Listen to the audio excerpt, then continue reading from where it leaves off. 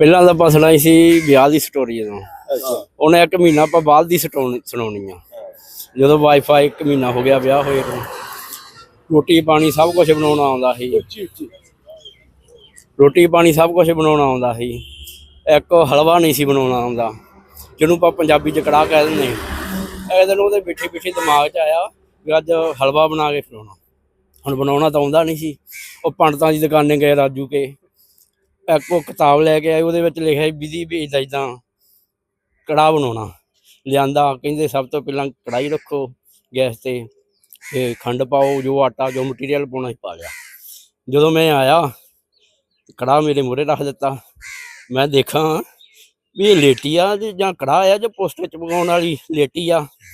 ਮੈਂ ਪੁੱਛਿਆ ਭਗਵਾਨ ਨੇ, ਗੈਸ ਵੀ ਥੱਲੇ ਵਾਲਿਆ ਸੀ, ਕਹਿੰਦੀ ਉਹਦੇ ਵਿੱਚ ਲਿਖਿਆ ਹੀ ਨਹੀਂ ਸੀ।